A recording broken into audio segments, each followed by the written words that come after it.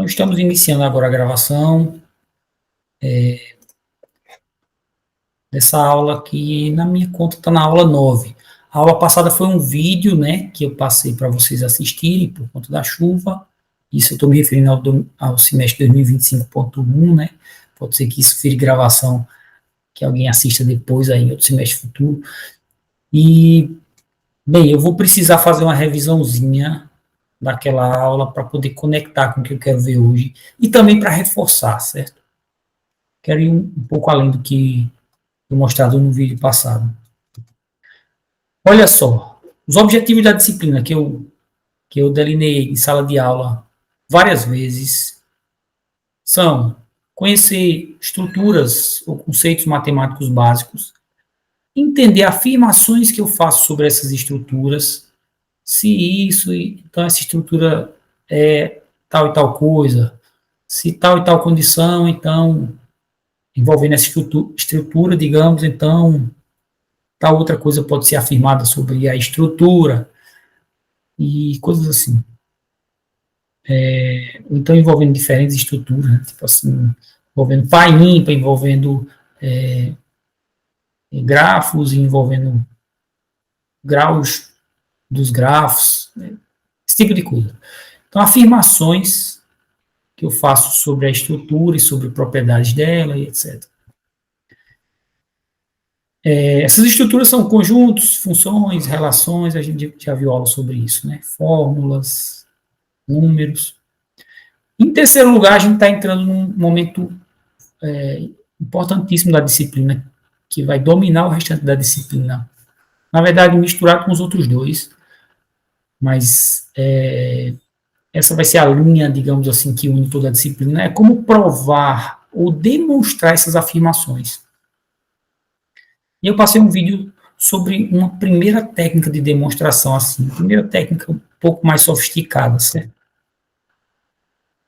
Então, nessa aula eu vou querer revisar aquela técnica um pouco, aqui está como parte A da aula, certo? Eu vou ter um outro slide, que é o slide realmente que deveria ser dessa nona aula. Então, essa parte A vai ser toda de revisão, vendo algo a mais, não é só vendo o que está lá no vídeo, não. Pelo contrário, acho que eu vou ver mais coisas que não estão no vídeo. Então, a essa altura, quem estiver vendo esse vídeo deve ter visto uma aula de provas diretas, ou pelo menos um vídeo, uma aula do ensino remoto, da época da pandemia. Então, eu vou ver agora um aspecto diferente. Eu vou ver a prova direta em notação lógica e depois eu vou dar exemplos. Só que dessa vez eu quero dar exemplos com detalhes. Vamos ver a prova direta com notação lógica, pensando como um tipo de inferência lógica, para vocês conectarem os pontinhos dos assuntos que a gente viu aqui nessa disciplina. Isso está num documento, então eu vou abrir aqui o documento e compartilhar ele para vocês acompanharem comigo. Veja só, isso é uma questão da lista 2. Questão 1 da lista 2. O objetivo daquela lista é exercitar alguns dos primeiros métodos de demonstração. Prova direta, prova pela contrapositiva, etc. Mas a primeira questão é de lógica. Pode parecer meio fora de lugar, mas não, porque eu quero que você use justamente o conceito da prova para provar uma afirmação lógica com fórmulas lógicas, em notação lógica. Então, eu dou aqui 4 premissas. Quero que você mostre uma prova direta de que R implica S. E a gente vai fazer isso agora na forma de um argumento de inferência lógica, que eu faço como uma tabela, certo? Então, eu fiz isso no quadro algumas vezes em sala de aula, e vocês também podem ver em algum vídeo aí sobre esse assunto. Então, eu vou fazer esse quadro. No quadro, a gente coloca... Essa numeração é só para se basear e para referenciar eventualmente, e a gente vai colocando as afirmações numa sequência, de maneira que cada afirmação dessa aí a gente entende como verdadeira, certo? Como verdade. Então, estou assumindo que é verdade a afirmação P, é verdade que P e R implica Q, é verdade que Q implica S. Vamos pensar que isso aqui são os axiomas, como eu mostrei, os axiomas dos inteiros. Digamos que sejam os axiomas dos inteiros, e eu vou querer provar novas propriedades, novos teoremas envolvendo os inteiros. Mas esses primeiros já foram dados como premissas, eu já tomo como verdade, não preciso provar. Então, são premissas, é como se fossem axiomas, vamos pensar. E aqui essas afirmações é tudo que é verdade na matemática. Axiomas, teoremas, mas tudo que é tido como verdade na matemática, diante dos métodos que a matemática emprega, né? Então, eu pedi para mostrar uma prova direta de R implica S. E eu vou explicar como é a prova direta aqui, em notação lógica. A prova direta é como se fosse uma prova para justificar por que R implica S. Se ele está pedindo para provar, é porque deve ser verdadeiro. Eu só vou pedir para provar coisas que sejam verdadeiras. Então, tipo assim, dá para provar isso realmente faz sentido. Se não der para provar, eu vou pedir outra coisa. Eu vou pedir refute. Refute por contra-exemplo, por exemplo. Você vai refutar. Refutar vai ser provar a negação. É provar que não é verdade isso. Todo jeito você está provando. Mas nesse eu quero que prove essa afirmação exatamente assim, do jeito que ela está. R implica S. Então eu vou querer provar isso. Eu só posso colocar algo aqui se tiver uma justificativa. As justificativas que a gente tinha visto eram bem básicas, eram as regras de inferência ou as equivalências lógicas, né? Uma justificativa bem, assim, que pega duas afirmações daqui, digamos, e delas conclui algo aqui. Mas agora a gente está vendo uma um pouco mais sofisticada, que é a prova direta, só que a gente está usando na matemática mesmo, né? Aqui eu estou usando na lógica. E eu vou usar aqui a prova direta como justificativa. Aí na prova direta a gente faz o seguinte, é como se a gente criasse um argumento semelhante a esse, uma tabela semelhante a esse, mas que ela roda paralelo. Ela roda num mundo paralelo, digamos assim. Num universo paralelo, vamos lá. Né? Feito filmes e ficção científica, coisa assim.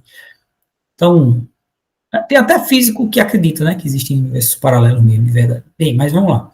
Nesse nosso universo paralelo, eu vou ter novas afirmações que eu vou tomar como verdade. Eu vou ter, assim, um tipo de premissa que só vale aqui, nesse universo paralelo. É só nesse argumento, ele não vai valer de verdade mesmo. Aqui, digamos assim, é como se fossem as verdades da matemática, seria toda a teoria matemática. Teoria, em especial na matemática, não designa algo que não é verdade, falta provar, não. Teoria na matemática, na lógica, é um conjunto de verdades verdadeiras mesmo, provadas.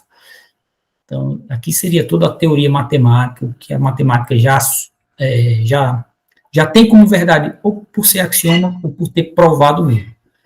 Então, aqui parece que é verdade. Deixa eu completar a explicação, que aí eu tiro essa interrogação. Aí eu digo que é verdade mesmo. E aí eu vou assumir aqui uma certa premissa, que eu ainda não coloquei qual é, vou deixar assim. Interrogação. Vou desenvolver um argumento de inferência lógica, que ele vai ter que ser justificado por regra modus ponens e tal. Aqueles tipos de regras de inferência.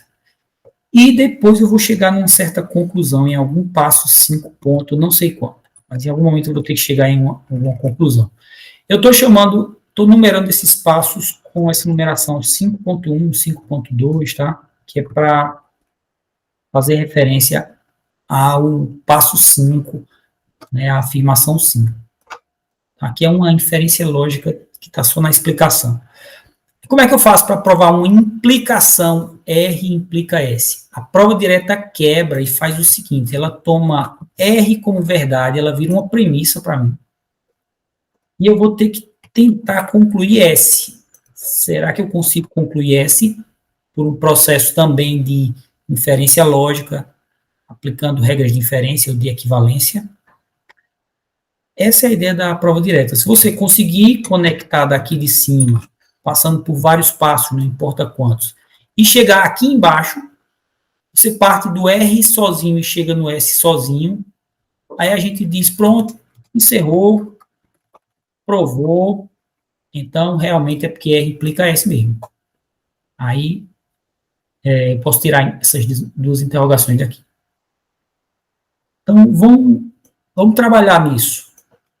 A prova direta me garante, assim, me permite adotar R como premissa no meu argumento e quer que eu chegue no S. Não sei se está para chegar, vamos ver. Assumindo R como premissa e assumindo tudo que tem antes aqui, as premissas que tem daqui para cima, ou premissas ou coisas provadas, eu posso usar, tá? Como se fosse um universo paralelo, ramificou. Esse universo, tudo que tem antes está válido, mas eu acrescentei uma coisa a mais, acrescentei uma premissa R. Então, se R for verdade, e agora? Eu tenho aqui a premissa 1, que diz P. Eu tenho a premissa 5.1, que diz R. Então, eu posso concluir P e R. Posso concluir P e R. Porque se P é verdade sozinho, o R é verdade sozinho, então P e R são verdade. E isso aqui é uma regra, uma inferência, ela faz sentido, nem preciso explicar muito, porque se eu sei que P é verdade sozinho, sei que R é verdade sozinho, então P e R são verdade, né? Mas isso é uma referência chamada conjunção. Vou colocar em maiúsculo aqui para dar a ideia que é o nome da regra de inferência. Vamos ver se eu abro aqui a tabela das regras de inferência e copio aí para a gente consultar nesse mesmo documento, fica mais fácil. Deixa eu abrir aqui nas aulas e copiar como imagem, sabe? Mas essas regras de inferência vocês têm aí o documento, mesmo que eu estou olhando agora, vocês têm salvo aí no ambiente. Deixa eu ver se é conjunção mesmo, é conjunção.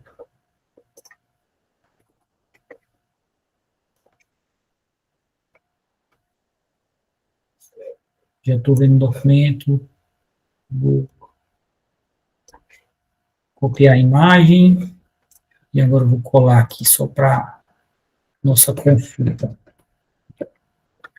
Olha aqui as regras de inferência, me digam aí se não tiver muito visível, certo?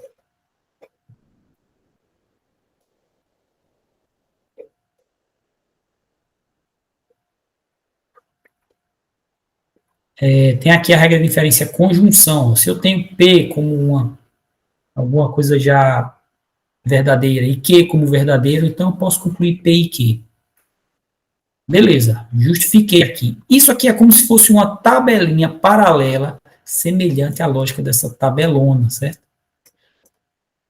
Aí eu provei P e Q. Beleza, se eu sei P e Q, veja que P e Q combina perfeitamente com esse lado esquerdo dessa regra.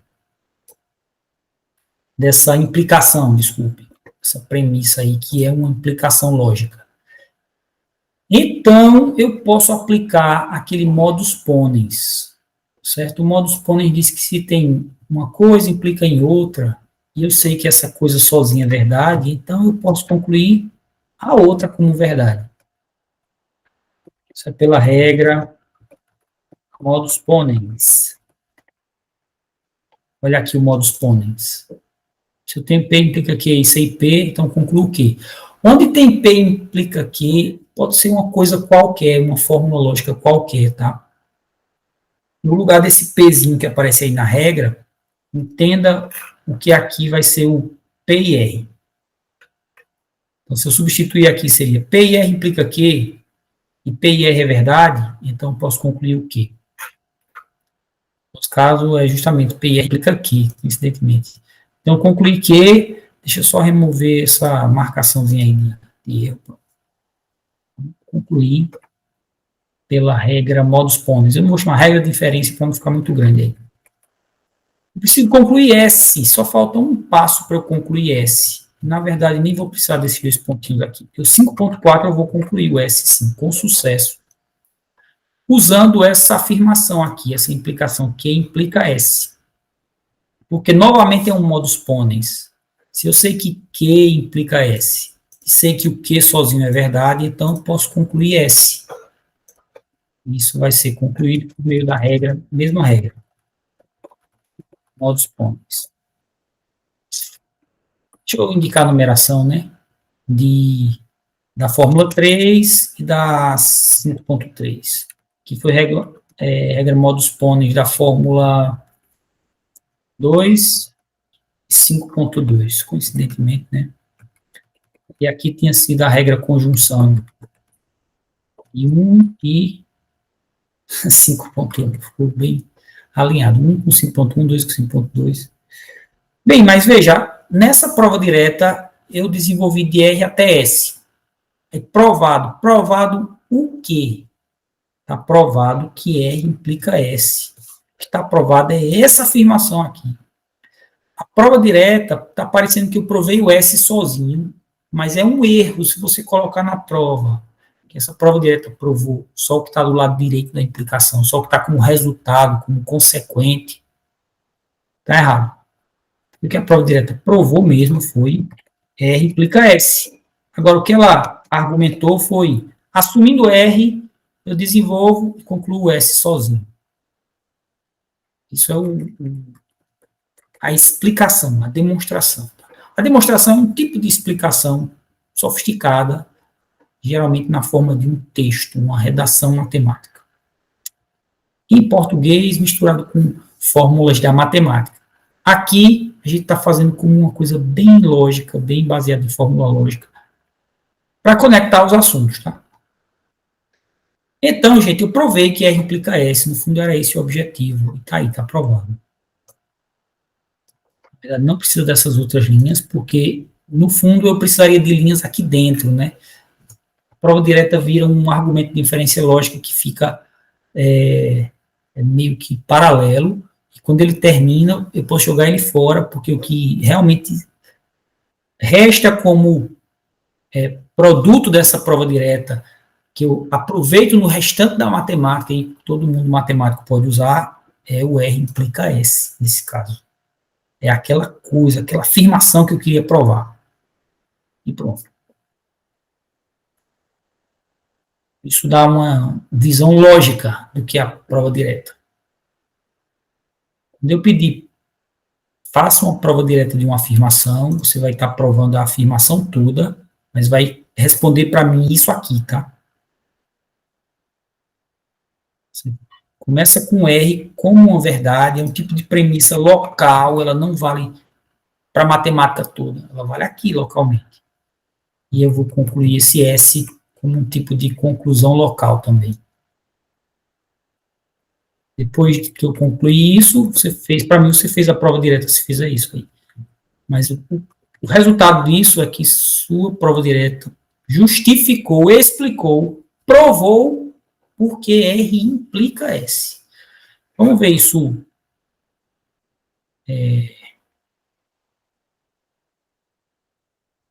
Vamos ver isso lá na. Voltando aqui para a apresentação de slides. Vamos ver como é que isso fica na forma mais matemática mesmo, assim. Menos lógica. Bem, aqui ainda está meio lógico, né? Mas você vai ter alguma afirmação que você vai interpretar ela e entender como uma fórmula P implica aqui. Ela tipicamente vai ser um se então, ou vai dizer que algo é condição necessária ou suficiente para não sei o quê. Dependendo de condição necessária ou de condição suficiente, vai mudar qual é a direção, tá? Mas qualquer uma das duas indica que é uma implicação. Aí você interpreta a afirmação e diz, opa, tem uma implicação aqui, a condição é essa e o resultado, né, o consequente dessa implicação é isso. Aí você vai escrever o texto agora, aqui já é matemática mesmo, certo? Você vai escrever um texto dizendo, vou provar por prova direta, então demonstração com prova direta entre parênteses. Esse texto você tem alguma liberdade, desde que a estrutura dele esteja preservada, as palavras que você colocar aí, você tem alguma liberdade. Aí você vai dizer aqui, assumindo que é verdade P, Você quer provar que P implica Q, mas vai assumir como verdade só isso. Aí você vai explicar matematicamente, blá, blá, blá, blá, blá, por conta disso. Só um pequeno parênteses, né? Esse P pode ser chamado de hipótese na sua demonstração. Você vai desenvolver, eu vou dar uma aula explicando melhor como desenvolver, dando dicas, mas no final das contas você tem que chegar na conclusão de que o que é verdade. Você vai concluir só o que? É como a redação, que sua introdução é assumir o P como verdade, e sua conclusão é dizer, logo concluir que Q é verdade. As palavras aqui, de novo, pode ser um pouco diferente disso, desde que expresse a mesma coisa. Então, você vai assumir o P e concluir o Q. De certa forma, a prova direta quebra as duas, lhe dá isso como introdução e lhe dá isso como conclusão. Você já sabe como sua redação começa e termina. Você vai ter que justificar o meio com um bom argumento matemático, né, fundamentado na lógica, mas a lógica não vai aparecer como fórmula, vai aparecer no raciocínio, na ideia. Esse aqui vai ser a conclusão. É tipo introdução e conclusão da redação. Mas essa hipótese dá a ideia de que é tomado como verdade, é uma premissa que só vale aqui no seu texto. Quando você terminar o texto, de certa forma, esse texto aqui, vou exagerar um pouquinho nas minhas palavras, certo? Eu gosto de ser um pouco dramático. Esse texto aqui, de certa forma, se joga fora, porque o que interessa é isso. Pronto, depois que eu apresentei esse texto, o que vale é que P implica que é verdade. É isso que você provou. P implica que. Vou repetir, tá? Essa demonstração aqui não prova que sozinho, isolado, como uma afirmação incondicional. Não. Ele muito menos prova P. Também não. Ele prova P implica que. E agora esse P implica que vira uma verdade matemática que você pode reusar onde quiser, outro matemático pode reusar. Agora, então P implica que vira a verdade, certo? Para matemática. Agora, se alguém duvidar, será que P implica que mesmo? Aí ele pode querer ver sua demonstração. Aí, sua demonstração, na verdade, não é jogada fora porque ela vai estar lá em algum lugar, geralmente num artigo acadêmico da matemática, ou talvez num artigo, também é artigo acadêmico, né? Mas pode ser um artigo publicado numa revista, ou pode ser um artigo não publicado, que a pessoa solta na internet. Já teve teorema importante provado assim, o cara não quis mandar para uma revista acadêmica, revisada por outros matemáticos. Ele simplesmente fez o texto, jogou lá num site que disponibiliza artigos livremente, ninguém revisa, qualquer um pode jogar o que quiser lá. E ele tinha provado simplesmente um dos teoremas mais importantes dos últimos anos. Então, você vai estar lá a demonstração em algum artigo, talvez em um livro matemático, você lance, e vai servir para alguém conferir de vez em quando, se você provou correto. Mas eu quero que você pode colocar esse texto aqui no final para deixar a sua demonstração assim perfeita. Mas eu estou satisfeito se você só fizer isso, tá? Você assume que o P é verdade, desenvolve e conclui que o Q é verdade. Tá bom assim. Aqui tem alguns exemplos que eu acho que estão lá no vídeo também, mas eu quero desenvolver mais a fundo, pelo menos um deles, mais detalhadamente. Tem esse aqui, ó. Se n é par, então n ao quadrado é par. Isso aqui entendido como uma afirmação isolada. N é par, é o meu P. Isso aqui entendido como uma afirmação isolada. N ao quadrado é par, é o meu Q. Essa afirmação não diz que n é par e nem diz que n ao quadrado é par. Ela junta as duas, deixando uma dependência aqui entre elas. Ela está dizendo que se n é par, então n ao quadrado é par. Vira uma afirmação condicional, que é uma implicação. Aí, pela prova direta, você vai pegar essa aqui, você quebra essas duas como se fossem incondicionais, e essa aqui vai virar a sua hipótese, que você vai assumir, e isso aqui vai ser o lugar onde você tem que chegar depois de escrever e justificar devidamente.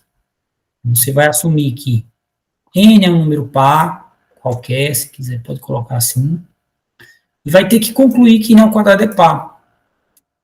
Mas esse meio aí da demonstração tem que preencher corretamente, tá? Mas pelo menos saiba estruturar seu texto.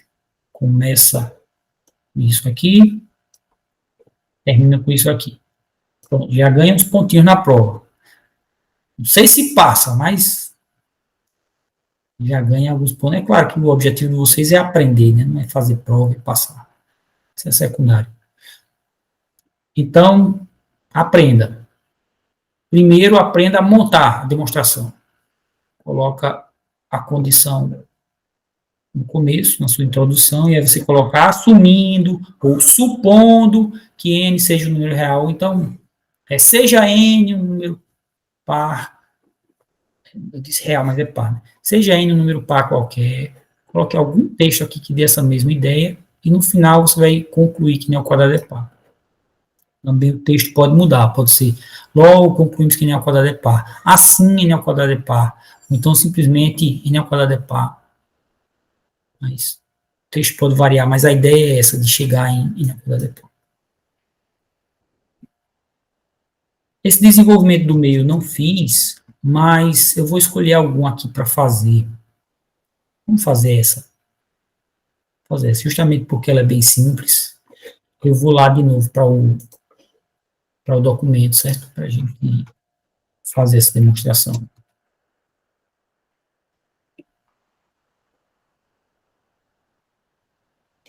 compartilhar aqui a outra guia. Ver se vocês já viram. Pronto, já estão vendo, né? Aí, eu quero provar aqui se n é par, então, n ao quadrado é par. Isso aqui fica sublinhado. Ctrl ponto, um atalho útil para quem precisa escrever elevado de vez em quando. Então, você tem que provar isso.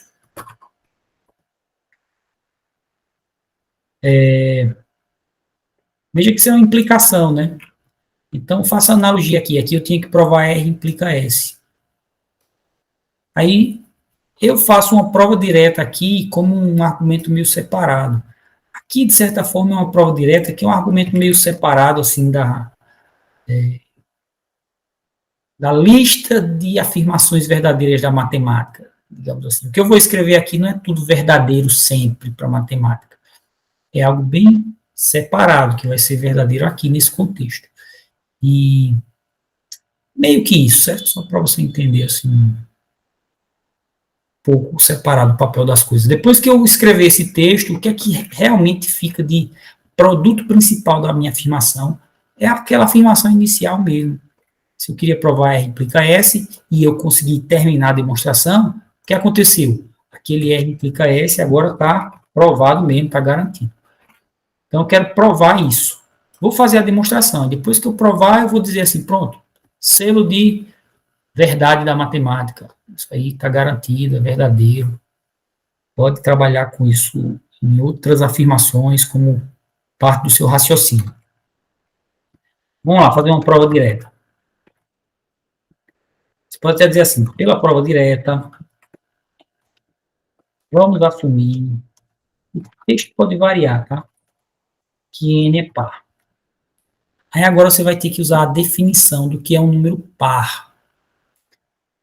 Não sei se eu tenho isso fácil aqui, mas em algum lugar no meu material, e eu acho que eu já mostrei em sala também, você tem uma definição de número par que diz que n é par se somente se n é igual a 2 vezes k. Tem uma definição para isso, bem estruturadazinha. Deixa eu ver se tem aqui no material.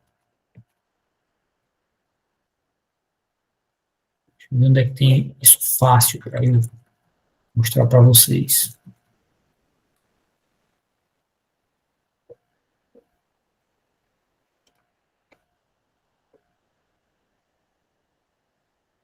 Eu tenho...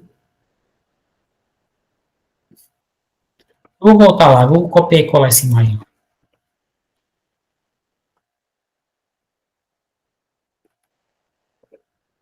Isso é, na verdade, da aula que eu ensino um pouco sobre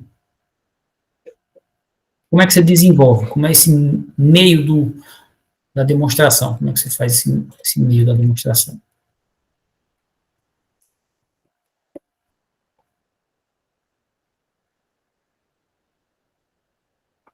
Veja, isso aqui é uma definição matemática, isso vai ser dado para você. Acaba sendo axiomático também. Você aceita isso e pronto.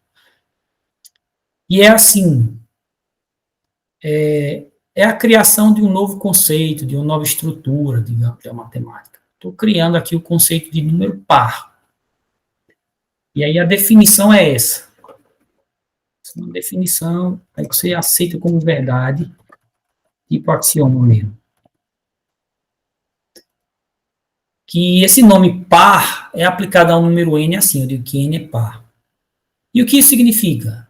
Significa que n é igual a 2k para algum k inteiro, ou que existe algum número inteiro, tal que n é igual a 2k. Né? Dá para entender a ideia? Um número é par quando ele é duas vezes alguma coisa inteira. Faz sentido, né? E aí, tipicamente, uma definição é com si e somente si. N é par, se e somente se, a gente pode abreviar como SSE, SSE, se, somente se, que dá a ideia de biimplicação, tá? Então, essa definição que está aqui no pontozinho, ela é a mesma coisa que duas implicações, que se n é par, então n é igual a 2k, e que se n é igual a 2k para algum k inteiro, então n é par. Você pode usar ela indo e voltando, porque é biimplicação, ela vale por duas implicações, indo e voltando. Vamos voltar aqui para a minha demonstração. Com prova direta, eu estava assumindo que n é par.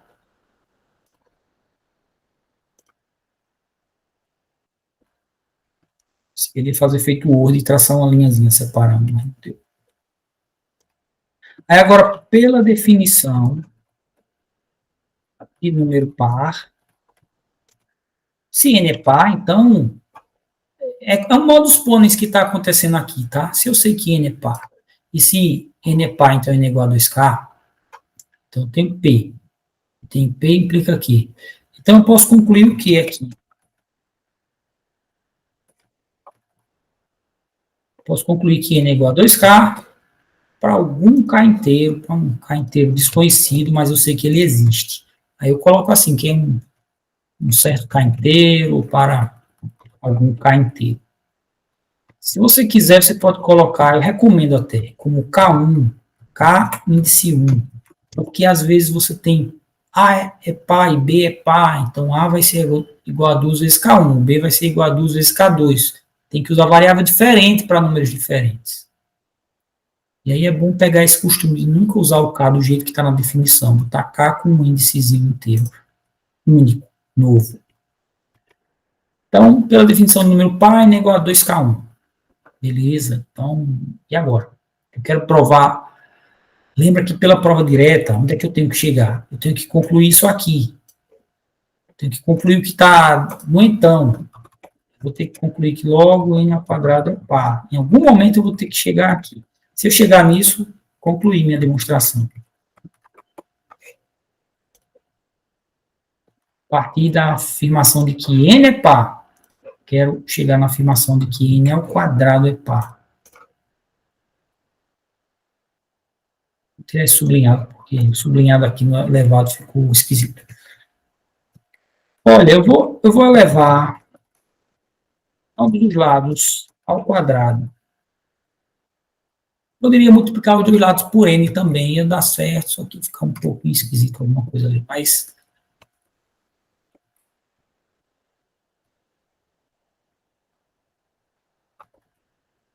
vou elevar ambos os lados da equação assim. Elevando ao quadrado ambos os lados da equação acima, obtemos isso. N ao quadrado é igual 2k1 ao quadrado entre parênteses, assim. Aí eu vou só desenvolver, trabalhar com equação. Quando você tem uma equação com dois lados, e o igual no meio, isso é uma equação, você pode trabalhar, ou você deve trabalhar com ela, sempre mexendo nos dois lados, ou deixando um fixo e desenvolvendo só o outro. Eu vou deixar o lado esquerdo fixo, vou desenvolver só o direito, certo? Mas eu vou ficar repetindo. Então, de certa forma, eu estou trabalhando com os dois lados. Vou só colocar assim, desenvolvendo. Aí eu vou fazer desenvolvimento livre aqui, aí eu coloco assim, desenvolvendo, aí eu vou fazer 2k1 ao quadrado dá 2 elevado ao quadrado vezes k1 elevado ao quadrado. Tá? 2 ao quadrado é 2 vezes 2, então isso aqui me leva a 2 igual a 2 vezes 2 vezes k1 ao quadrado. Que eu posso simplesmente colocar essa separação aqui, de parêntese, quer dizer que é 2 vezes 2k1 ao quadrado. Se quiser, você pode também fazer isso aqui, tá? 4k1 ao quadrado. Pois, de que me serve 4k1 ao quadrado? Se eu quero provar que n ao quadrado é par. Mas, se eu colocar o 2 em evidência, aí eu fico com 2 vezes 2k1 ao quadrado. Agora sim, isso me ajuda a provar que n ao quadrado é par. Por quê? Porque um número é par se ele é 2 vezes alguma coisa inteira. Olha aqui a definição. Se n é igual a 2 vezes 1k e esse k é inteiro, então n é par. Então eu vou só, por um certo preciosismo meu, só vou pedir que você explique que o que está aqui entre parênteses, que está 2 vezes esse parênteses. Então, o que está aqui entre parênteses você tem que justificar um pouquinho, porque ele é par. Aí eu recomendo criar uma nova variável.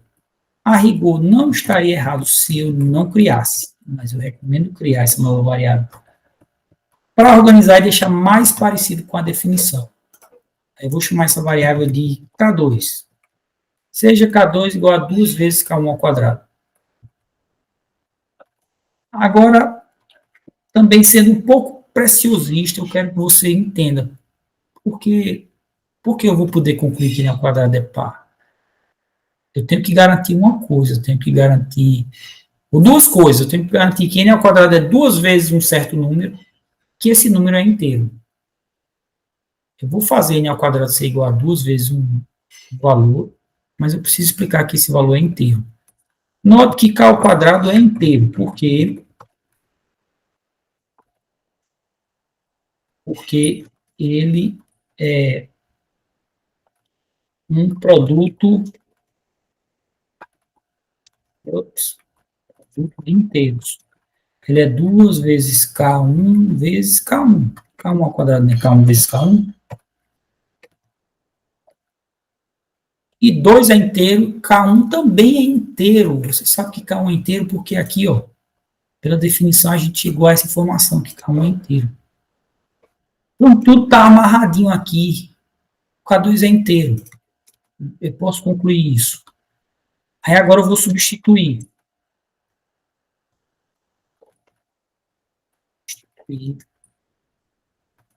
Na equação anterior.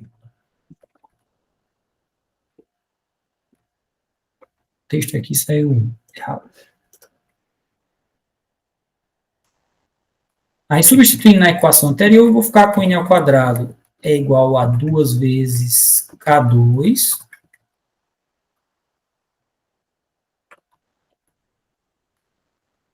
E esse K2 é inteiro.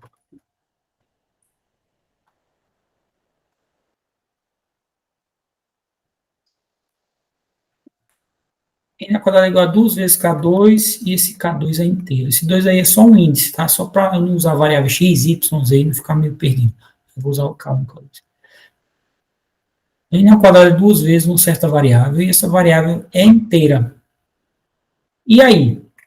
Pela definição, se n é igual a 2 vezes um certo valor e esse valor é inteiro, então n é par. Aí eu posso dizer isso. Pela definição de par, podemos concluir que n ao quadrado é par. Pronto. Cheguei na conclusão que eu esperava. As palavras não eram bem as que eu esperava, mas não importa. Não coloquei logo n ao quadrado é par. Coloquei pela definição de par, podemos concluir que n ao quadrado é par. Mas cheguei nessa conclusão que eu esperava. Parti da informação de que n é par, cheguei na informação de que n ao quadrado é par. Concluí. Provei, isso é provado. O quê? O que é que foi provado? Que se n é par, então n ao quadrado é par. Provado isso, a afirmação toda. E aí eu repito, não foi provado que n ao quadrado é par como uma afirmação isolada. Não foi provado que n é par, muito menos. Foi provado que se n é par, então n ao quadrado é par. Essa afirmação toda, condicional, é uma implicação da lógica. Isso é que foi provado, tudo isso. Agora, no argumento, a gente quebra e desenvolve de um até o outro.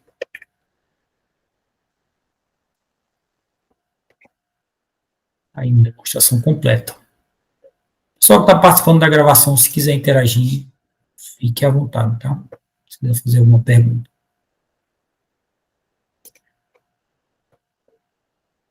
Se não tem pergunta, deixa eu voltar para aqui, para os slides.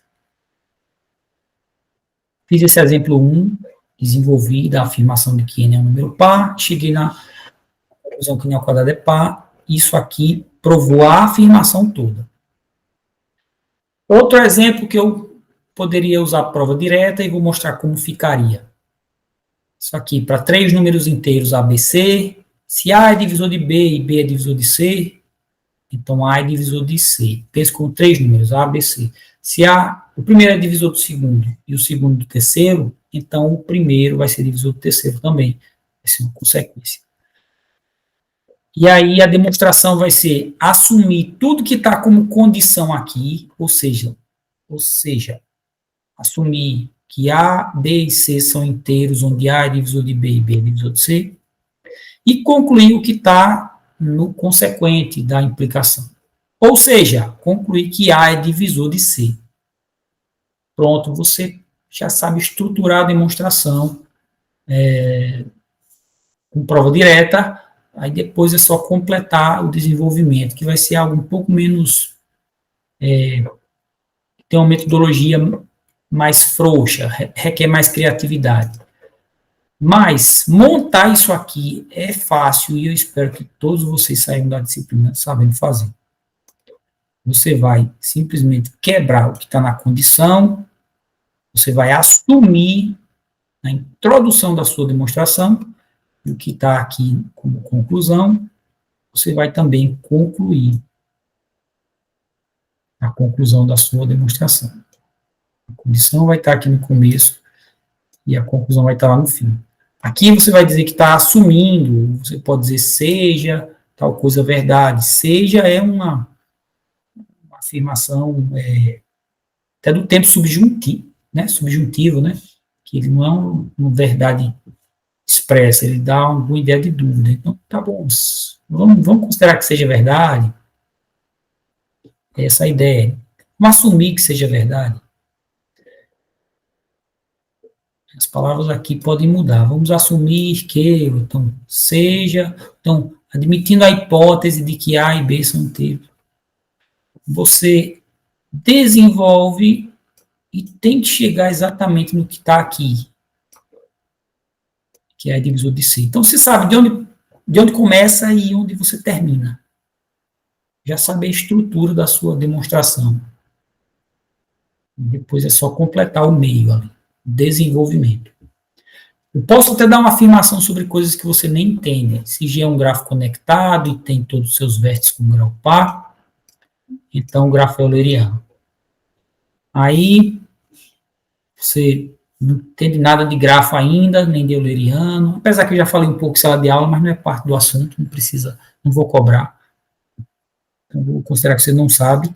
Mas mesmo sem saber, você pode copiar o que está lá em cima e colar aqui embaixo e já sabe. Estruturar a prova direta. Você vai assumir que um grafo G é conectado, tem todos os seus vértices com grau par. Beleza, você assume isso. E, no final, tem que concluir o que está aqui, logo o grafo geoleriano. Concluímos que geoleriano. Pronto, é assim que vai ter que ser sua demonstração.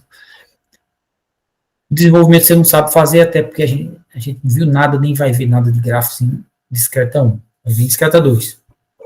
Mas, você sabe que uma demonstração vai ter que começar assim, terminar assim. Se alguém conseguir completar tudo direitinho, com um raciocínio lógico correto, terá confirmado, terá demonstrado, provado isso que está aqui, nesse quadrinho em azul.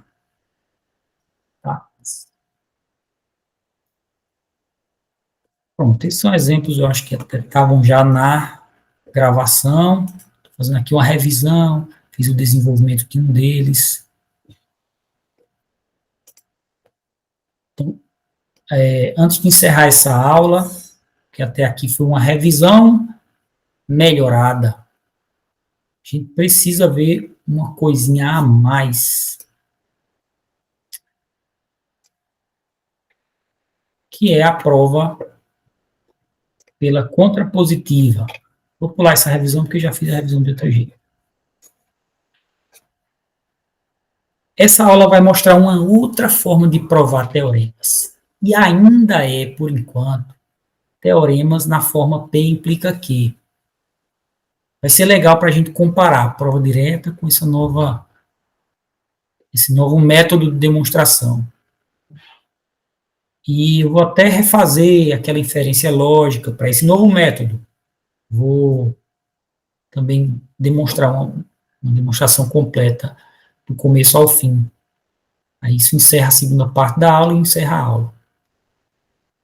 Mas deixa eu tocar em um assunto de lógica que vai justificar e vai deixar esse assunto igual à prova direta. Se você entender isso direitinho, você vai olhar para esse assunto e vai dizer, isso aí é a mesma coisa que prova direta. É o seguinte, a gente tem uma equivalência lógica entre a implicação, P implica Q, e uma outra implicação, essa equivalência lógica aqui. Você vê que ele troca a ordem do antecedente e consequente, ou hipótese e conclusão, condição e conclusão. Ele troca a ordem e nega os dois lados. Bem, essa forma contrapositiva é uma maneira, uma equivalência lógica que ajuda a entender o método de demonstração que eu vou mostrar, certo? Ainda não é o método de demonstração, ele é uma equivalência lógica. Agora vocês veem aí, né? Não, vê. Bom, já estou vendo aqui que está aparecendo. Essa equivalência lógica associa P implica Q a não Q implica não P. E vocês devem lembrar da aula de equivalência lógica que quando tem uma equivalência lógica, as duas estão intimamente associadas, uma pode ser usada no lugar da outra, intercambiavelmente, tanto faz. Certo? Então, a implicação P implica Q é equivalente, dá na mesma que afirmar não Q implica não P. Vira outra implicação, só que negando os dois lados. Trocando de lado e negando os dois lados, desculpa. Então, uma implicação vira outra implicação. Então, o método de demonstração ainda não vou mostrar, certo? Mas ele basicamente é uma prova direta usando essa equivalência lógica. Então, se você entender bem essa equivalência lógica, você vai estar aprendendo dois métodos em um só, porque o método que eu vou mostrar aqui é basicamente uma prova direta. Deixa eu só ilustrar essa equivalência lógica. Se você tem uma afirmação aqui que diz, um certo contexto de investigação, digamos que um delegado, ele está quase convicto de que X cometeu um crime, fulano X. Ele não está pronto para dizer que o cara cometeu. Então, ele diz assim, condicionalmente, de maneira condicional, tá? Se X estava presente na cena do crime, então X cometeu o crime, sim. Digamos que era um cara que odiava o outro, que já tinha ameaçado matar, sei lá. Se X estava presente, foi X que cometeu o crime. O delegado que está afirmando isso, tá? Mas o delegado pode afirmar a mesma coisa, a mesma ideia, com outras palavras. Se alguém começar a dizer, não, ele não cometeu o crime, não cometeu, ele pode dizer assim, olha, pensando no cometeu ou não cometeu, ele pode afirmar o seguinte, se X não cometeu o crime, então X não estava presente na cena do crime. Se ele não cometeu, então ele não estava presente. Isso é a mesma coisa que dizer que se ele estava presente, então ele cometeu. Faz sentido, dá para pegar um pouco assim que essas duas coisas são equivalentes. Porque aqui me permite, se essa afirmação for verdadeira, por exemplo, né? A gente está tratando em especial de coisas verdadeiras a partir de agora na matemática. Quero a afirmação verdadeira para concluir outra verdadeira, para concluir outra verdadeira. Se ela for verdadeira e eu descobrir que ele estava presente, que isso aqui é verdade, então eu posso concluir, cometeu o crime. Quando isso é verdade, isso aqui vai ter que ser verdade também. Agora, se eu descobrir, se eu não souber nada sobre esse,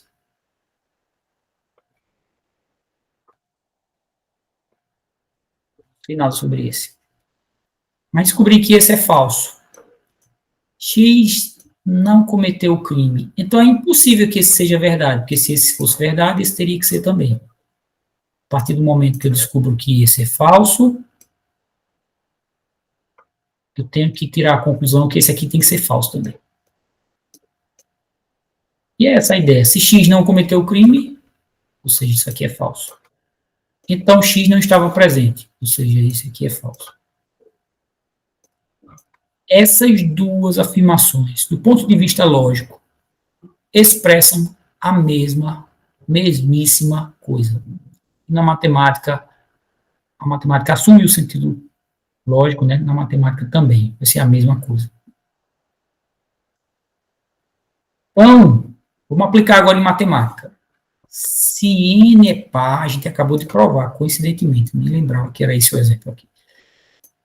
Então, n ao quadrado é par. Isso é uma afirmação matemática, verdadeira porque eu já provei. Vocês já sabem que é verdadeiro. Mas qual seria a forma contrapositiva dela?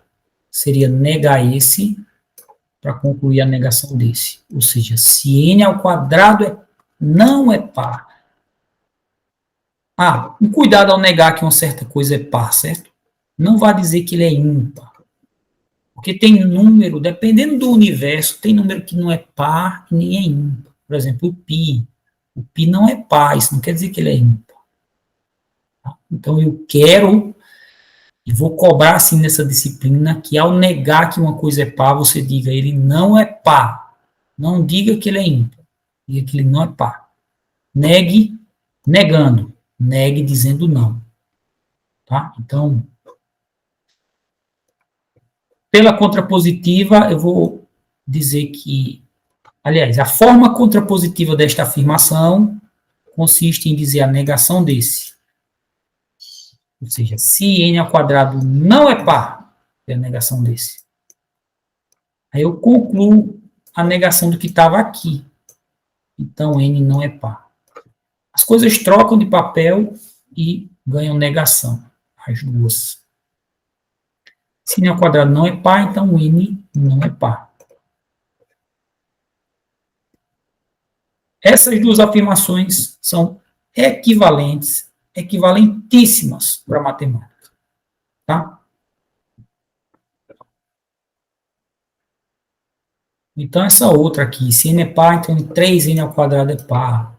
Você vai fazer a forma contrapositiva, isso aqui vai ficar na condição negado, 3n ao quadrado. Se 3n ao quadrado não é par, então o que está aqui vai ser negado. Então, n não é par.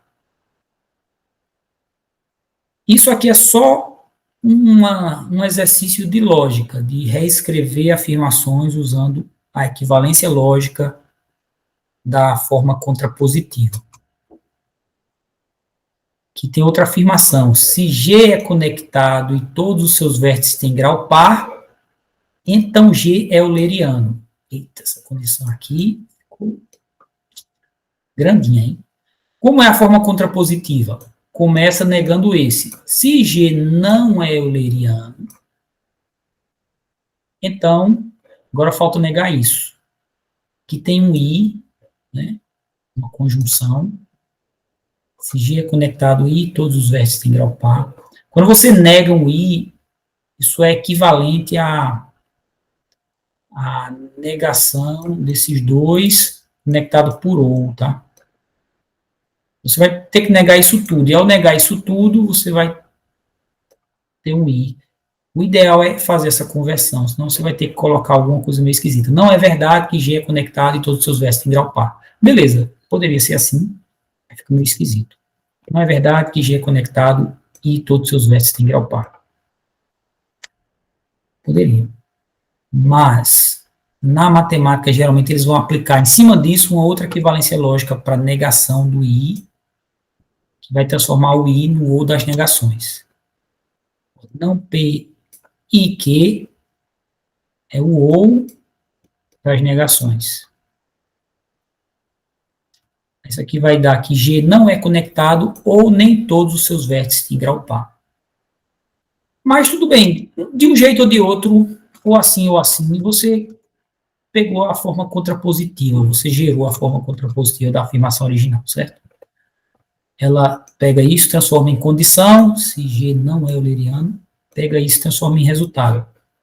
Então, G não é conectado ou nem todos os seus vértices têm grau par.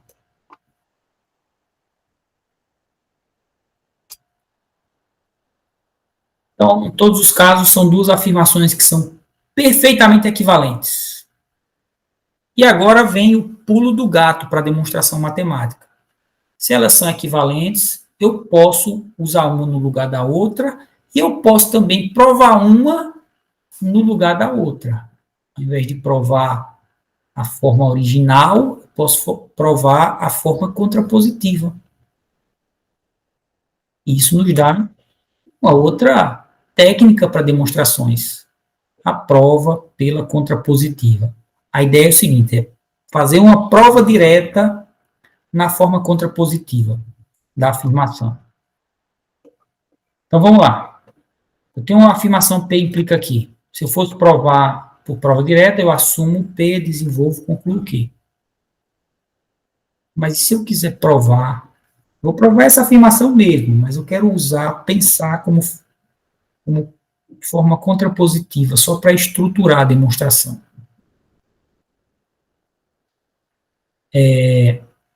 Como é que ficaria? Uma analogia eu faço, coloquei aí até nos slides, é como se você tivesse um quebra-cabeça que tem dois lados, certo? Um quebra-cabeça que tem dupla face, digamos. De um lado é a figura do McQueen, personagem de carros. E do outro lado é a figura do Matt, o personagem de carro lá, né? Vocês conhecem, né?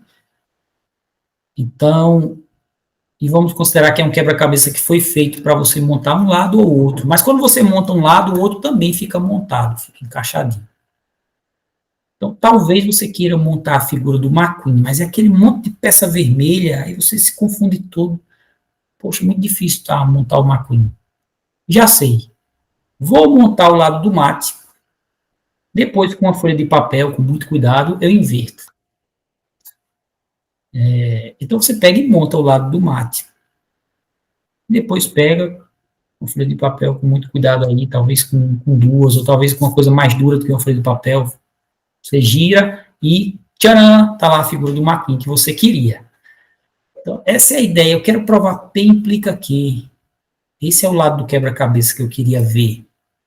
Mas eu resolvi inverter o quebra-cabeça e tratar como se fosse não Q implica não P. A forma contrapositiva. E faço a demonstração toda pensando como a forma contrapositiva. Depois que eu terminar a demonstração, tudo bem, provei isso, mas isso é equivalente a isso, então eu provei isso aqui que eu queria. Não preciso nem justificar muito, não. Porque, assim, É feijão com arroz da matemática, tá? Saber a forma contrapositiva. Então, se a demonstração tiver invertida desse jeito, invertida e negada, dá para ver que foi a forma contrapositiva. Na minha disciplina, eu quero que você diga explicitamente, tá? Estou provando pela forma contrapositiva, vou provar não que implica não P. Né? Em outras palavras, vai estar dizendo isso. Então, vamos lá, quero provar P implica que. Como é que eu faço uma demonstração pela contrapositiva? Eu quero que você diga isso de alguma forma, mesmo que seja com outras palavras. Pode ser só aí, ficou muito longo até. Aqui bastaria dizer demonstração pela contrapositiva.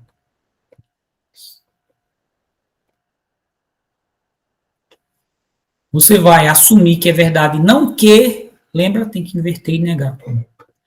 E vai desenvolver, essa vai ser a hipótese, você vai desenvolver e concluir não P. Essa é a sua conclusão. Como resultado disso, você vai ter provado que P implica Q mesmo. Vai ter provado esse teorema aqui de cima. Sem problema, ele é equivalente a não Q implica não P, então você provou que não Q implica não P. Provou, mas só que eu quero anunciar o lado McQueen. Eu quero, tudo bem, provei mate, mas eu quero anunciar o lado McQueen. Quero dizer que provei que P implica aqui. Tudo bem, você escolhe. Então, se eu pedir para provar que se N é par, então N é... Se N ao quadrado é par, então N é par. E eu pedir para provar isso pela contrapositiva, você vai pegar o que está aqui, vai começar por isso, mais negado. Então, você vai assumir que N... Opa, tem um erro aqui. Vai assumir que N não é um número par. Isso aqui, na verdade, só vale para N inteiro. Só destacar aqui, porque dependendo do universo, não vale. Então, você vai assumir que N, o que está aqui no lado direito, não é par. Normalmente eu pegaria do que está aqui e deixaria ele na forma que ele está, mas aqui eu pego o outro lado e nego ele. E vou desenvolver até concluir que esse aqui não é par. Eu mudava tudo errado aí, slides.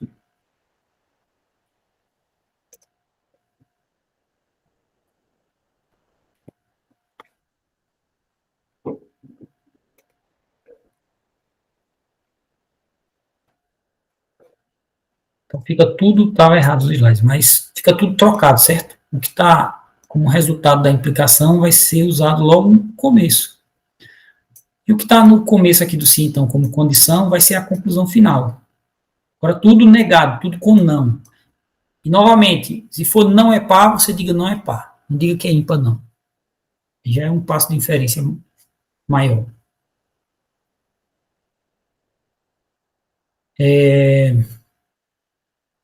Se você pensar, no fundo você aqui está pensando na forma contrapositiva, certo? Se você, antes de demonstrar, você pensar assim, qual é a forma contrapositiva dessa afirmação? É que C... não, escrevi assim, vai ser muito... Qual é a forma contrapositiva dessa afirmação? Eu vou colocar aqui. A forma contrapositiva dela seria que se N não é par, então N ao quadrado não é par. Essa seria a forma contrapositiva.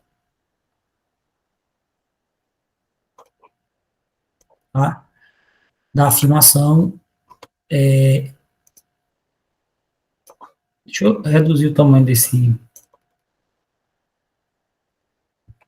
dessa fonte.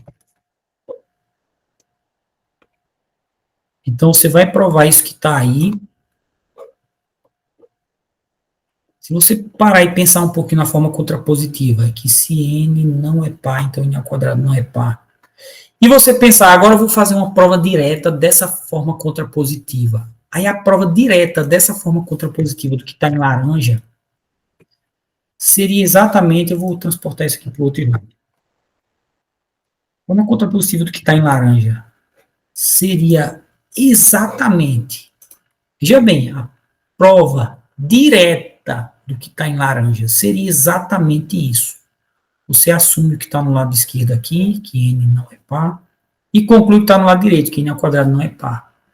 Entende? No fundo, a prova pela contrapositiva é uma forma é uma prova direta, só que você usou uma equivalência lógica ali antes de aplicar essa prova direta. Você viu essa afirmação em azul, pensou em laranja e depois fez essa prova direta. Pegou o quebra-cabeça, queria montar o McQueen, mas trocou para o lado do mate, montou o mate, e como resultado você teve o McQueen.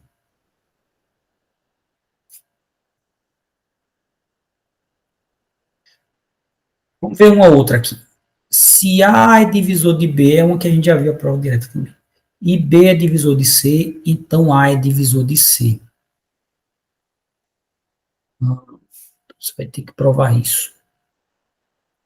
Na verdade, tudo bem, vai ter que provar isso aí. E eu quero pela contrapositiva. Dá para provar pela direta? Dá. Mas eu pedi pela contrapositiva, então como é que fica?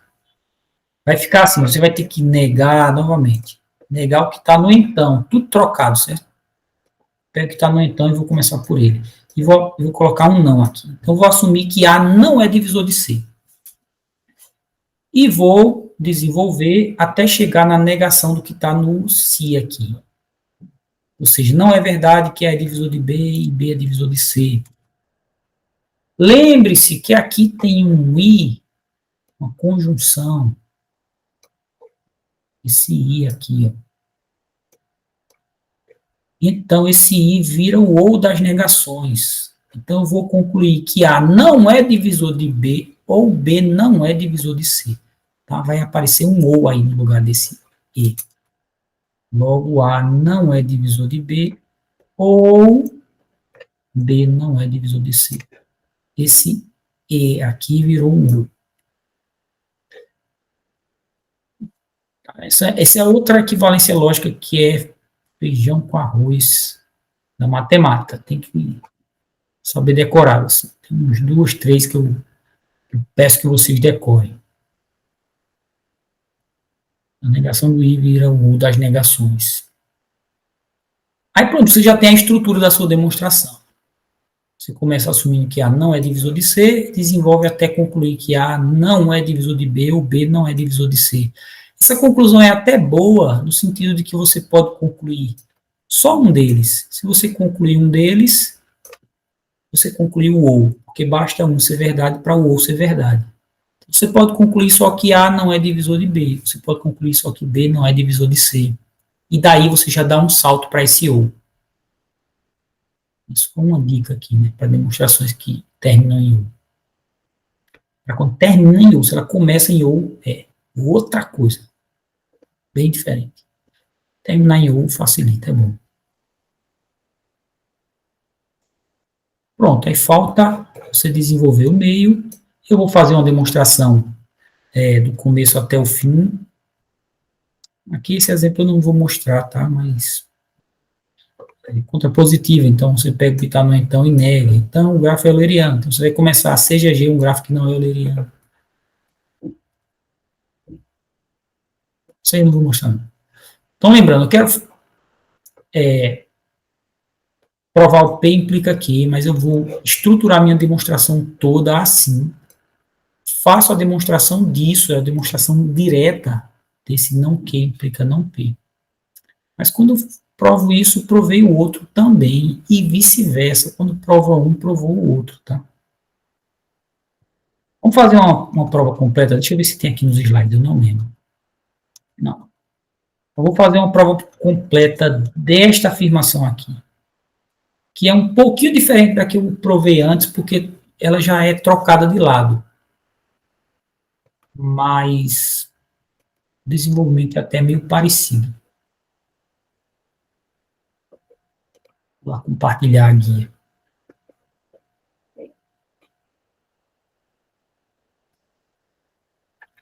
Ah, tinha outra coisa que eu queria fazer.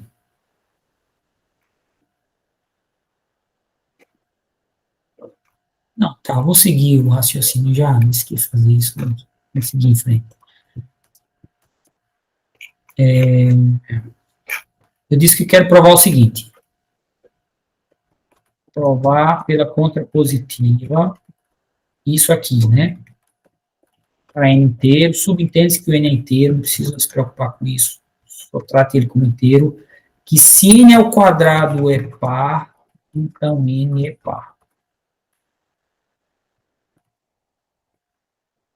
Quero provar isso. Depois que você terminar a demonstração, você provou, isso aqui vira um teorema da matemática. Tá? Então, o meu teorema que eu quero provar é esse, mas ele só é um teorema depois que eu provar.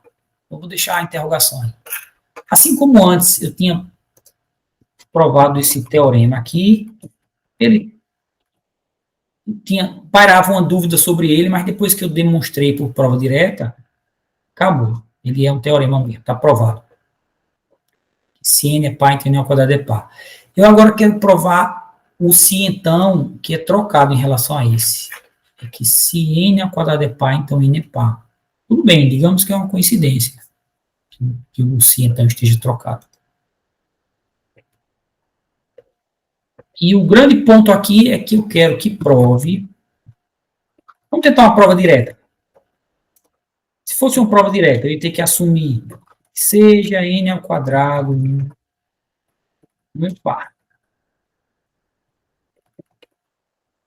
Prova direta, tá? Aí eu vou desenvolver e vou concluir logo n é par. E isso se eu fosse tentar uma prova direta, tá? E eu vou tentar desenvolver. Se n ao quadrado é par, pela definição do número par que a gente viu antes, eu posso dizer que n ao quadrado é igual a 2 vezes um certo K1 para um K1 inteiro. Para algum K1 inteiro.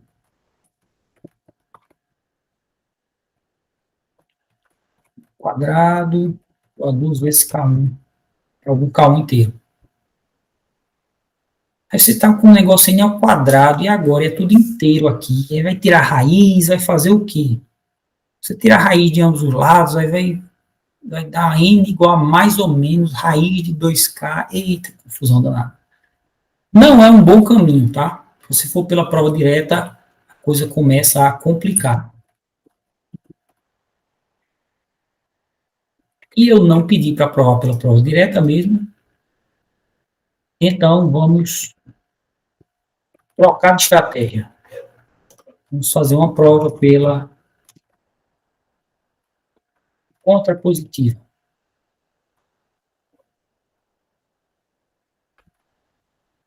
Aí na prova pela contrapositiva, aquilo que eu usei aqui no seja, não vai estar no seja. Aquilo que estava no logo, esse sim vai estar no seja. Então, eu vou assumir, ou seja, eu assumindo, né? Assumindo que n é par, isso vai estar na introdução. Só que eu acrescento um não, eu nego, assumindo que n não é par. Coloquei um não assim, bem em maiúsculo, bem enfatizado, para vocês verem o que está acontecendo diferente.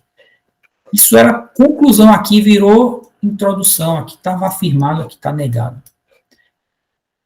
Certo? Olhando para a afirmação, eu peguei o que está no então, o que está como conclusão e neguei. E a condição aqui, que seria n ao quadrado é par, eu vou concluir. Assim, vou mudar um pouquinho o texto. Assim, concluímos que n ao quadrado é par. Seria n ao quadrado é par, mas eu vou colocar n ao quadrado não. Não, é par. Prova pela contrapositiva é assim, tá? Inverte em relação à direta, que seria introdução e conclusão, fica invertido, e nega. Tem que inverter e negar. E vai ficar mais fácil de provar, certo?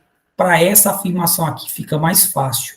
Então, dependendo do caso, prova direta pode funcionar melhor para uma afirmação, e prova contrapositiva pode funcionar melhor para outra, aí você vai ter que escolher, né, cada uma, dependendo do caso, uma ou outra vai ser melhor.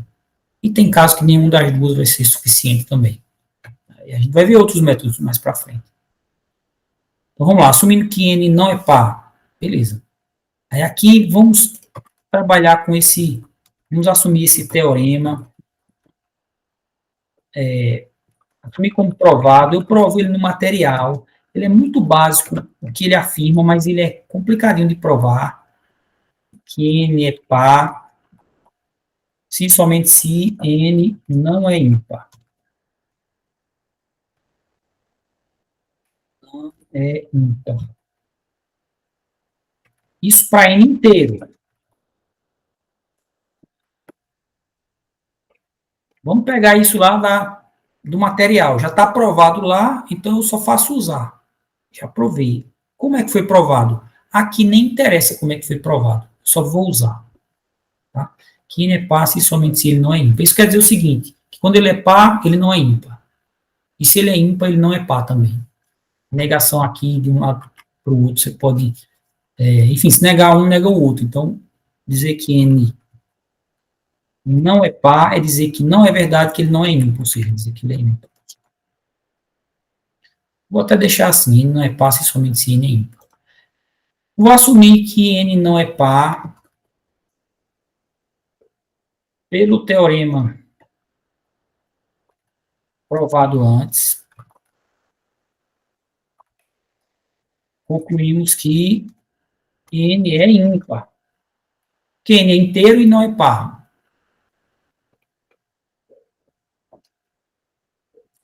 Minha prova pela contrapositiva, minha redaçãozinha é só isso aqui. Tá? Assumir que ele não é par, mas tem um teorema provado antes, que diz que isso aqui. Se você quiser, é uma redação. Então, se você quiser, você pode colocar a sua redação com muito texto ou com pouco texto. Você pode colocar o texto aqui do teorema inteiro, se você quiser. E afirma que N não é par se somente se N é ímpar. Concluímos que N é ímpar. Então, um alinhamento meio esquisito aqui. Não sei se eu vou conseguir resolver.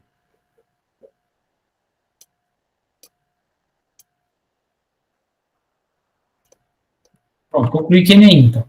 E o que é um número ímpar? Pela definição de ímpar, eu não mostrei aqui, mas é uma definição parecida com a de número par, só que ela diz assim, que N é igual a 2K mais 1 para algum K inteiro. Ímpar não é número que não é par. Ímpar é um número que é igual a 2 vezes K mais 1 para algum K inteiro. Na nossa definição, na nossa disciplina, é essa, tá? É isso. Número ímpar significa existir um número inteiro K, tal que N é 2 vezes K mais 1. Tipo assim, 3 é 2 vezes 1 mais 1. 7 é 2 vezes 3 mais 1. Então, todo número ímpar é 2 vezes algum inteiro mais 1. Pronto, então, como N é ímpar, N é igual a isso. Só que eu quero concluir, falta ainda conectar os pontinhos aqui. Eu quero concluir que N ao quadrado não é par. O quadrado não é par. Eu tenho uma fórmula sobre N. Não interessa tanto. Então, eu vou elevar ambos os lados ao quadrado.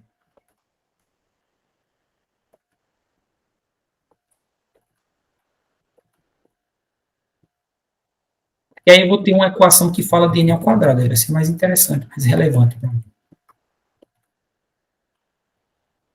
Vou ficar com N ao quadrado. Muito cuidado quando eu levar um lado de uma equação que tem vários termos, tem uma soma, tem uma subtração. Você tem que colocar entre parênteses e elevar ao quadrado tudo junto, tá? Fica algo assim.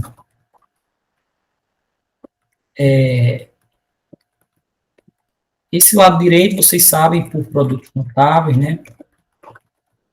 Vou desenvolver aqui. Vou dar um espaçamentozinho que fica mais, sei lá, mais bonitinho assim. Você sabe que dá o quadrado do primeiro, que dá 4K ao quadrado, mais 2 vezes o primeiro vezes o segundo, que dá 2K, mais o quadrado do segundo, que dá 1 ao quadrado, que dá 1, né? 2 vezes o primeiro vezes o segundo, 2 vezes 2K vezes 1. Certo? E vamos continuar desenvolvendo. Eu posso até deixar o lado esquerdo fixo. Se eu não quero mudar o lado esquerdo, eu posso deixar ele fixo e coloco assim o igual um abaixo do outro. Aí subentende que eu estou dizendo n ao quadrado é igual, n ao quadrado é igual. Tá? Aí aqui 2 vezes 2k vezes 1 dá 4k. 1 ao quadrado dá 1. E, bem, eu quero provar que ele não é par, ele é ímpar, provavelmente, porque n é inteiro, então n ao quadrado também é inteiro. Eu vou querer provar que ele é ímpar e depois eu digo que ele não é par. E para provar que ele é ímpar, eu vou colocar o 2 em evidência, mas não dá para colocar tudo aí, né, fatorado pelo 2. Então, eu vou fatorar esses dois primeiros aqui por 2, tá? Aí vai estar 2 vezes 2k ao quadrado mais 2k, vai ficar assim a fatoração. É bom colocar uma explicaçãozinha ao lado, e é comum que a explicação venha assim, entre colchetes, tá? Aqui foi um produto notável que foi aplicado. Aqui foi só desenvolvendo. Produto notável. Vou até não explicar nada aqui, porque aqui foi muito básico. Agora, aqui é bom explicar que foi fatorando os dois primeiros termos por 2. Acho que é uma explicação suficiente. Se está desenvolvendo uma equação desse jeito, é bom colocar esse comentáriozinho do lado para explicar.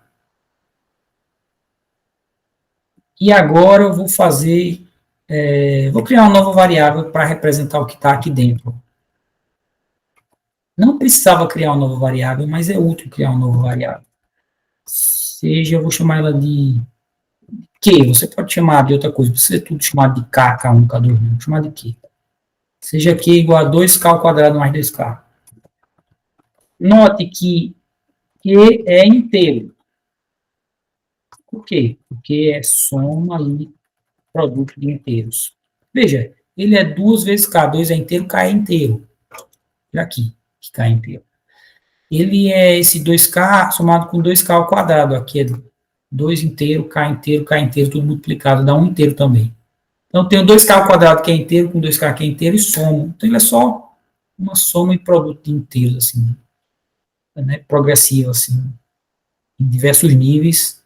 Aí, o resultado vai sempre dando inteiro. Então, K é inteiro, só uma informação importante, porque a definição de número ímpar é bem parecida com a de número par. Eu não mostrei aqui, mas acho que deveria ter mostrado. A definição de número ímpar é assim.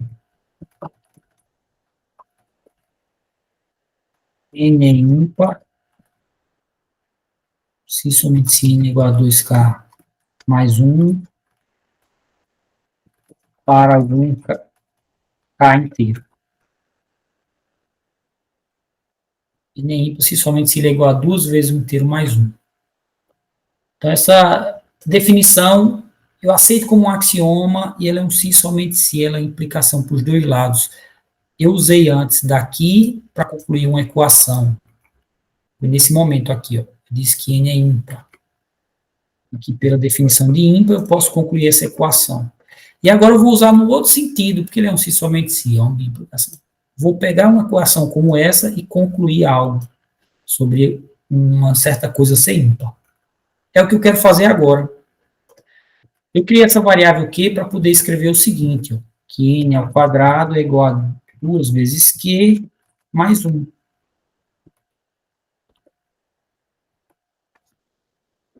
Como q tem esse valor aqui, eu posso substituir, simplesmente substituir o q. Logo, substituindo o q na equação anterior, dá isso. Aí eu tenho n ao quadrado é igual a 2q mais 1, esse q é inteiro. Com base nessas duas informações, que n ao quadrado é 2q mais 1, que q é inteiro, usando a definição de número ímpar, posso concluir que q é ímpar. Logo, pela definição de ímpar, O n ao quadrado é ímpar.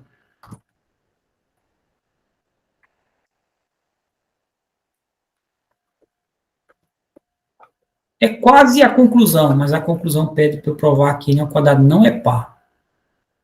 Sendo bem preciosista nesse momento, não é a mesma coisa, tá? Mas aquele teorema aqui, ó, que diz que n não é par se somente n é ímpar, isso é logicamente equivalente a dizer que n é par se somente se n não é ímpar e etc, tá?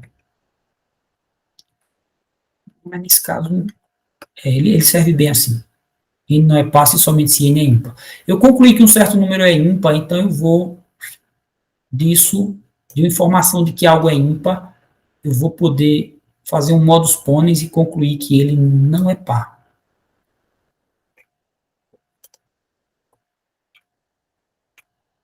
É exatamente isso aqui. Eu tenho um provado antes que afirma que n não é par se somente se n é ímpar. Concluímos que n ao quadrado não é par. E pronto, era onde eu queria chegar. Que n ao quadrado não é par. O método de demonstração exigia que eu chegasse nessa conclusão. Cheguei. Então, logo está provado. O que é que foi provado? Provei que n ao quadrado não é par. Não. Provei que n não é par? Não. Eu provei esse teorema todo. Ó. Se n ao quadrado é par, então n é par. Só que pela contrapositiva, agora o teorema está provado. Vou tirar a interrogação, certo? Pela contrapositiva, isso equivale a provar que se n não é par, então n ao quadrado, veja que está trocado de lado. Não é par. Equivale a isso. Você não precisa escrever isso que está aqui, certo? Mas ele equivale a isso. E aí a minha demonstração aqui para baixo é toda baseada nisso. Equivale à sua forma contrapositiva, que é. Equivale a isso, que se n não é par, então n ao quadrado não é par. E se você fizer uma prova direta disso aqui, sai exatamente o que está aqui. Como são equivalentes, eu provo um pelo outro. E acabou. Os dois estão provados, porque na verdade os dois são equivalentes. Está provado isso, está provado a forma contrapositiva dele. Aí a demonstração eu fiz pensando na forma contrapositiva. É assim que funciona. No fundo, é uma prova direta, mas eu faço esse passo intermediário de pensar na forma contrapositiva e depois aplicar a prova direta da forma contrapositiva. Como se fosse uma prova direta da forma contrapositiva. E é isso. Esse é o exemplo que eu queria dar final. Veja, com o método, você já sabe como começa e como termina o teorema. E o meio é que pode ser mais enrolado de fazer. Mas o começo e o final não pode, vocês têm que fazer isso fácil, certo? Tem que ser um negócio que você, na hora você já responde. A prova direta, o começo e o fim é de um jeito, com a prova pela contrapositiva, o começo e o fim é meio que trocado e negado. Você tem que saber aplicar isso rápido, fácil. O mais dificilzinho ali vai ser o desenvolvimento. É isso que eu espero de vocês, tá? Espero que, quando disser o método, você saiba aplicar e dizer como é que começa e termina a demonstração. A sua redaçãozinha de explicação. Como se fosse, nessa explicação lógica, essa explicação paralela que vai ser feita aqui temporariamente, como explicação, e depois vai ser jogada fora para restar só o teorema final. Você tem que saber como é que vai ficar o início e o fim disso. E o desenvolvimento, eu até aceito que vocês terminem a disciplina ainda com dificuldade, ainda com alguma... Mas começar e terminar, não. Vocês têm que saber aplicar rápido, fácil. É para ser imediato, assim. Então, estudem, pratiquem. Tem a lista 2 aí para praticar. Não sei se eu já liberei, mas eu libero aqui rapidinho. E é isso que eu tinha para esta gravação, certo? Para substituir, para quem estiver vendo depois a gravação, ou para quem viu ao vivo durante a gravação, isso é para substituir a aula que foi cancelada pela chuva, né? Dia 21 de maio de 2025. Querem fazer alguma pergunta, gente? Quem está aqui na gravação? Não? Então vou encerrar a gravação.